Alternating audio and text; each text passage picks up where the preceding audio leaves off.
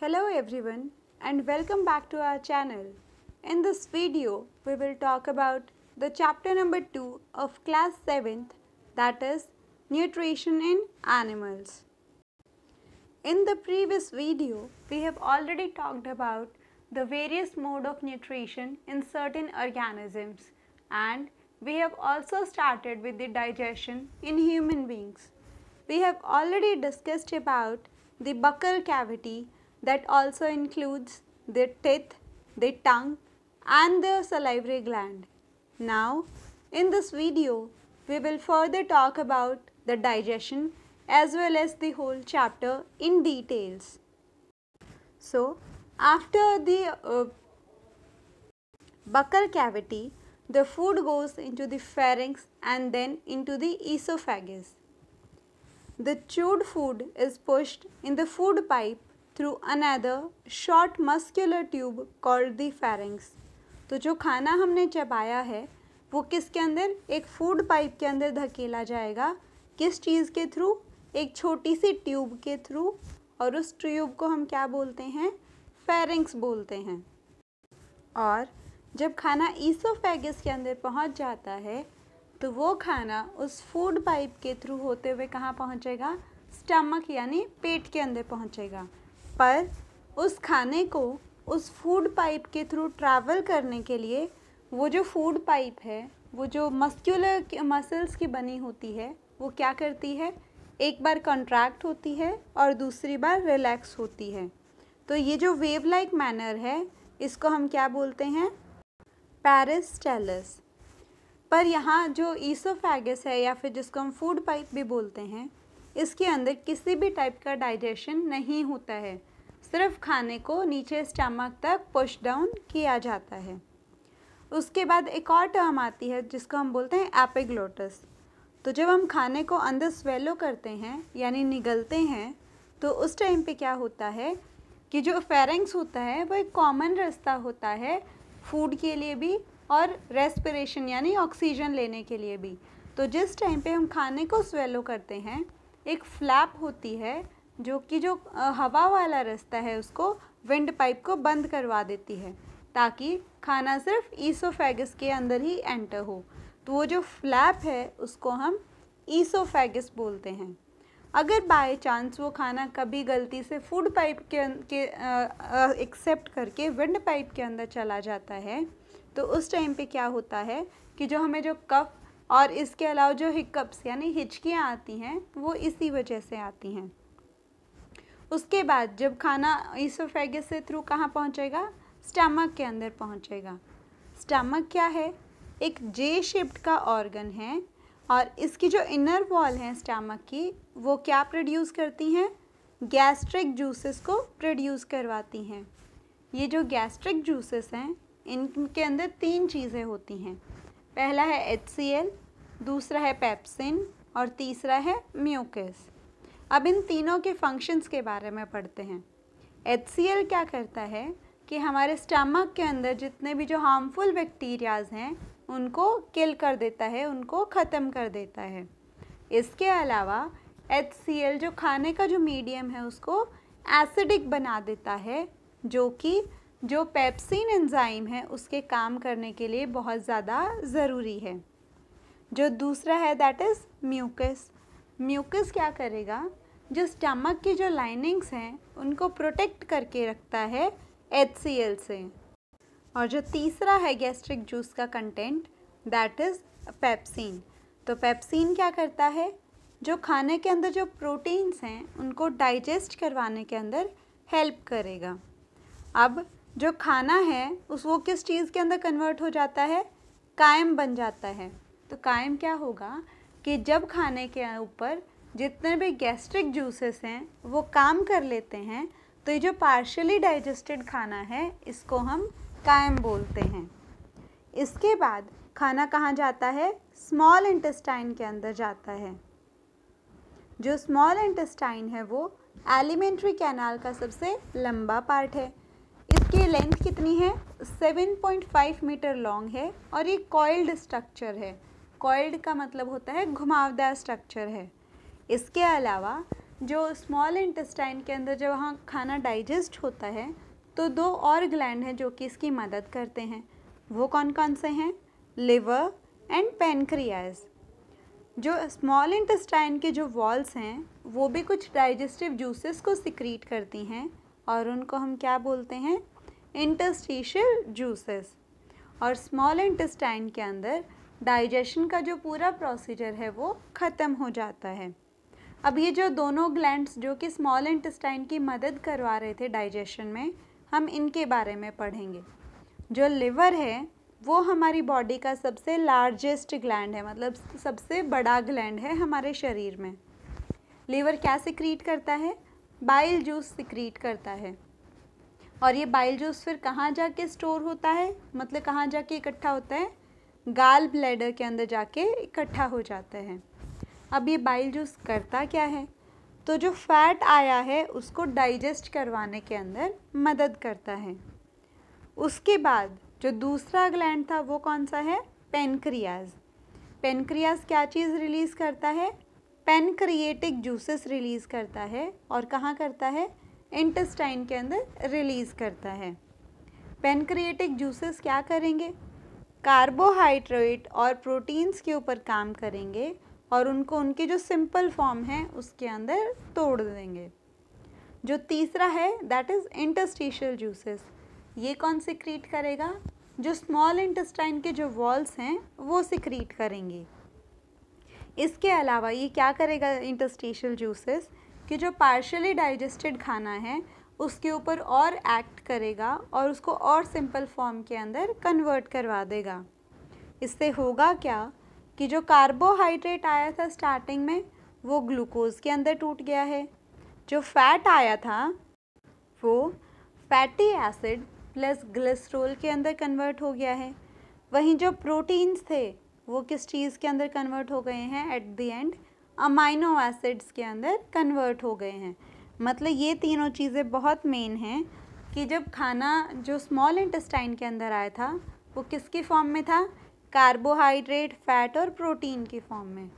पर जब खाना कम्प्लीटली डाइजेस्ट हो जाता है स्मॉल इंटेस्टाइन में तो वो किस किस चीज़ के अंदर टूट जाता है? कार्बोहाइड्रेट से ग्लूकोज बन जाएगा, फैट से फैटी एसिड्स बन जाएंगे और प्रोटीन से अमाइनो एसिड्स बन जाएंगे। अब हम पढ़ेंगे कि स्मॉल इंटेस्टाइन के अंदर एब्जॉर्प्शन कैसे होगा इस ग्लूकोज का, अमाइनो एसिड्स का या फिर फैटी एसिड्स का। तो जो स्मॉल इंटेस्टाइन की जो इनर वाली जो दीवारें होती हैं उनके अंदर कुछ फिंगर के जैसे प्रोजेक्शंस प्रेजेंट होते हैं जिसको हम क्या बोलते हैं? विलाई बोलते हैं। ये जो विलाई हैं इनके पास पूरा कैपिलरीज़ का एक नेटवर्क होता है। कैपिलरीज़ यानी ब्लड वेसल्स का पूरा नेटवर्क होता है। विलाई और क्या करती है? सरफेस एरिया को बढ़ाती है एब्जॉर्प्शन के लिए। अब होगा क्या विलाई के अंदर कि विलाई ने जो खाना फूड मटेरियल है उसको एब्जॉर्ब किया है। एब्जॉर्ब करने के बाद वो कहाँ पहुँचेगा? ब्लड कैपिलरीज़ के अंदर पहुँचेगा वो। और ब्लड कैपिलरीज़ में क्या प्रेजेंट होता है? ब्लड प्रेजेंट होगा। और वो ब्लड हमारे शरीर के अलग अलग सेल्स तक या फिर अलग अलग हिस्सों तक उस फूड के सप्लीमेंट को पहुंचाएगा जहां उसको अलग अलग चीज़ों के लिए यूज़ में लिया जा सकता है। अब आता है एसिमिलेशन कैसे होगा खाने का। तो ब्लड क्या करेगा कि वो जो एब्जॉर्ब्ड खाना है उसको हमारे शरीर के अलग अलग ऑर्गन्स तक पहुंचाएगा, जहाँ पे इस एब्जॉर्ब्ड खाने से जो एनर्जी मिली है उसको अलग अलग चीज़ों के बनाने के अंदर, जैसे कि प्रोटीन्स बनाने हुए या फिर बॉडी के अंदर कुछ और टिश्यूज़ बनाने हुए, उसके अंदर भी मदद करेगा। इस प्रोसीजर को हम क्या बोलते हैं? एसिमिलेशन बोलते हैं। अब सेल के अंदर होगा क्या कि जो ग्लूकोज था वो पहुंचा है सेल के अंदर ब्लड वेसल्स के थ्रू। तो जब उसको ऑक्सीजन मिलेगी तो वो ग्लूकोज ऑक्सीजन की प्रेजेंस में कार्बन डाइऑक्साइड, पानी और एनर्जी की फॉर्म के अंदर कन्वर्ट हो जाएगा। मतलब स्मॉल इंटेस्टाइन के अंदर क्या हुआ था कि ग्लूकोज कम्प्लीटली सिंपल फॉर्म में बन गया था। वहाँ से कहाँ पहुँचा वो? अलग अलग सेल्स के अंदर पहुँचा। सेल्स के अंदर जाने के बाद भी ये ग्लूकोज और अच्छे से ब्रेक डाउन हुआ और क्या चीज़ें रिलीज़ हुई इससे? Carbon dioxide, H2O plus energy वहाँ से रिलीज़ हुआ। दूसरी चीज़ कौन सी पहुँची थी सेल्स के अंदर? अमाइनो एसिड पहुँचे थे। अमाइनो एसिड किस काम में आएंगे कि वो कोई भी नई जो सेल्स हैं या फिर जो नए टिश्यू हैं उनके बनाने के लिए काम में आएंगे। इसके अलावा अगर बॉडी पार्ट में कोई डैमेज है तो उसको भी रिपेयर करवाने के वो काम में आएंगे। जो तीसरा है that is fatty acid plus glycerol. ये जो फैटी एसिड्स हैं ये क्या करेंगे? एनर्जी के और रिजर्व रखेंगे, मतलब एक्स्ट्रा एनर्जी को स्टोर करके रखेंगे और जब भी जहाँ भी अगर उस एनर्जी की ज़रूरत हुई तो वो एनर्जी फिर फर्दर काम में ली जाएगी। उसके बाद आता है इजेशन ऑफ अनडाइजेस्टेड फूड, मतलब वो खाना जो स्मॉल इंटेस्टाइन के अंदर डाइजेस्ट नहीं हो पाया, अब उस खाने का क्या होगा? इजेशन होगा। इजेशन का मतलब होता है कि वो अनडाइजेस्टेड खाने को हमारे शरीर से बाहर निकाल दिया जाएगा। तो वो जो अनडाइजेस्टेड खाना है वो स्मॉल इंटेस्टाइन से सबसे पहले कहाँ पहुँचेगा? लार्ज इंटेस्टाइन के अंदर पहुँचेगा। अब लार्ज इंटेस्टाइन के दो हिस्से होते हैं, पहला है कॉलन और दूसरा है रेक्टम। तो जो कॉलन है वो क्या करेगा? ये जो अनडाइजेस्टेड खाना है उसके अंदर से पानी और मिनरल्स वगैरह को एब्जॉर्ब करेगा। अब चूँकि उस अनडाइजेस्टेड खाने से पानी निकल चुका है तो वो क्या हो जाएगा? ड्राई हो जाएगा और इसकी वजह से थोड़ा सा सेमी सॉलिड भी हो जाएगा और इसी को हम क्या बोलते हैं? फीकस बोलते हैं। और रेक्टम क्या करेगा कि अब ये जो फीकस है ये कॉलन से किधर ट्रांसफ़र होगा? रेक्टम के अंदर जाएगा और फिर एनस के थ्रू होते हुए हमारी बॉडी से बाहर निकल जाएगा। इस स्टेप को हम क्या बोलते हैं? इजेशन। अब हम पढ़ेंगे न्यूट्रिशन इन अमीबा, कि अमीबा के अंदर कैसे कैसे न्यूट्रिशन होता है, क्या उसका स्ट्रक्चर होता है, उसकी सारी डिटेल के बारे में पढ़ेंगे। तो अमीबा क्या है? एक माइक्रोस्कोपिक स्ट्रक्चर है और सिंगल सेल्ड ऑर्गेनिज्म है। सिंगल सेल्ड ऑर्गेनिज्म का मतलब होता है यूनिसेल्युलर है। यूनि का मतलब होता है एक, सेल्युलर का मतलब होता है सेल। तो मतलब इस ऑर्गेनिज्म के पास सिर्फ एक ही सेल प्रेजेंट होगी। और ये अमीबा कहाँ मिलता है? पोन्ड्स में मिलता है, पूल में मिलता है या फिर डिचेस में भी मिल सकता है। डिचेस का मतलब होता है जो गड्ढे होते हैं उनके अंदर भी मिल सकता है।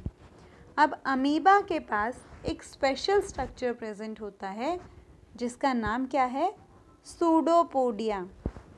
अब ये सूडोपोडिया है क्या वो देखते हैं। It is a finger like projection that are meant for locomotion and capturing the food. तो सूडोपोडिया फिंगर्स के जैसे प्रोजेक्शन है और इनका काम क्या होता है? सूडोपोडिया का लोकोमोशन यानी मूवमेंट करवाने का काम होगा और उसके साथ साथ जो खाना है उसको भी कैप्चर करने का काम सूडोपोडिया का होता है। कैप्चर करने का मतलब होता है पकड़ना, कि जो खाने को पकड़ने का जो काम है अमीबा के अंदर वो भी किसका होगा? सूडोपोडिया का होगा। It is able to constantly change its shape by the help of pseudopodia। और ये जो अमीबा है इसकी जो शेप है वो कैसी है? इर्रेगुलर है, मतलब इसकी शेप बदलती रहती है। तो ये जो अपनी बार बार अपनी जो शेप चेंज कर सकता है ये भी किसकी मदद से करता है? सूडोपोडिया की मदद से करता है। अब हम न्यूट्रिशन पढ़ेंगे अमीबा के अंदर इन डिटेल्स। तो जो सबसे पहला स्टेप होता है वो कौन सा है? इंजेक्शन का step. It eats only tiny microscopic plants and animals which float on water. तो जो अमीबा है वो क्या खाता है? जो बिल्कुल छोटे छोटे प्लांट और एनिमल्स हैं, मतलब जिनको हम नेकेड आइज से नहीं देख सकते हैं, जो सिर्फ माइक्रोस्कोप के अंडर विजिबल होते हैं, उनको खाता है। और ये ऐसे जो प्लांट और एनिमल्स हैं वो कहाँ मिलेंगे? पानी के ऊपर फ्लोट होते हुए, यानी पानी के ऊपर तैरते हुए मिलेंगे। When amoeba encounters the suitable organism, it pushes out two pseudopodia around the organism. तो जैसे ही अमीबा को कोई ऑर्गेनिज्म दिखता है, तो फॉर एग्जांपल ये उसका खाने वाला ऑर्गेनिज्म है, तब सूडोपोडिया क्या करेगा कि इसके पास जो अमीबा है ये क्या करेगा, इसके पास दो सूडोपोडिया होंगे और वो उनको उस ऑर्गेनिज्म के आसपास फैला देगा. For example this is the food material of amoeba. तो अमीबा ने अब क्या किया है, ये है उसका सूडोपोडिया 1 और ये है इसका सूडोपोडिया नंबर 2. तो मतलब खाने के पास में उसने ये सूडोपोडिया को लगा दिया है. उसके बाद क्या होगा कि अभी जैसे ये सूडोपोडिया की टिप हैं ये क्या हो जाएंगी, फ्यूज़ हो जाएंगी आपस में, और ये जो फूड पार्टिकल था ये क्या हो गया, अमीबा के अंदर फ्यूज़ हो गया, अमीबा के अंदर आ गया है और यहाँ क्या बन जाएगा, फूड वैक्यूल बन जाएगा. अब दूसरा स्टेप क्या होगा, डाइजेशन का स्टेप. तो the enzymes from the surrounding cytoplasm enters food vacuole and break the food into simple soluble form. तब ये जो आसपास वाले जो एंजाइम्स हैं ये कहाँ एंटर होंगे, जो साइटोप्लाज्म था उसके अंदर बहुत सारे एंजाइम्स प्रेजेंट होते हैं अमीबा में, और ये एंजाइम्स फिर फर्दर वो जो फूड वैक्यूल बना है जिसके अंदर जो खाना है अमीबा का उसके अंदर जाएंगे और उस फूड मटेरियल को डिग्रेड करवा देंगे, यानी उसका ब्रेक डाउन करवा देंगे. Absorption. The digested food present in the food vacuole is absorbed directly into the cytoplasm. अब जो फूड वैक्यूल के अंदर क्या गया है, साइटोप्लाज्म के जो एंजाइम्स थे वो पहुंच गए, उन्होंने क्या किया, खाने को डाइजेस्ट करवा दिया, यानी कि उसके सबसे सिंपल फॉर्म के अंदर कन्वर्ट करवा दिया. अब वहाँ से क्या होगा कि वो जो डाइजेस्टेड खाना है वो सीधा किसके अंदर एब्जॉर्ब हो जाएगा, साइटोप्लाज्म के अंदर ही एब्जॉर्ब हो जाएगा. उसके बाद आता है चौथा स्टेप, दैट इज एसिमिलेशन का step. The digested food absorbed by the cytoplasm is stored और utilised for its growth, development, multiplication and the release of energy. कि अब जो डाइजेस्टेड खाना जो कि कहाँ पहुँचा है, साइटोप्लाज्म के अंदर एब्जॉर्ब हो गया है, ये वहाँ पे स्टोर रहेगा और वहाँ पे इस खाने के अंदर जो एनर्जी मिली है उसको अलग अलग चीज़ों के लिए काम में लिया जाएगा. जैसे कि ग्रोथ के लिए काम में लिया जा सकता है, डेवलपमेंट के लिए काम में लिया जा सकता है, मल्टीप्लिकेशन के लिए काम में लिया जा सकता है, और इसके अलावा भी अगर और कहीं एनर्जी की ज़रूरत है तो वहाँ पे भी इसको काम में लिया जा सकता है. अब जो पांचवा स्टेप है वो कौन सा है, इजेशन. इजेशन के अंदर क्या होता है कि जो अमीबा के अंदर जो अनडाइजेस्टेड खाना बच गया है, मतलब जो चीज़ें अमीबा डाइजेस्ट नहीं कर पाया, उसको सिंपल फॉर्म के अंदर नहीं तोड़ पाया, वो खाना कहाँ रहा है, अभी वैक्यूल के अंदर बच गया है. तब क्या होगा अमीबा के अंदर कि जो अमीबा की सेल मेम्ब्रेन है वो रप्चर हो जाएगी. रप्चर का मतलब होता है बर्स्ट हो जाएगी. बर्स्ट का हिंदी में मतलब होता है फट जाना किसी चीज़ का. तो जो अमीबा की सेल मेम्ब्रेन है वो किसी जगह से फट जाएगी और वहाँ से वो जो अनडाइजेस्टेड खाना है उसको अमीबा के शरीर से बाहर निकाल दिया जाएगा.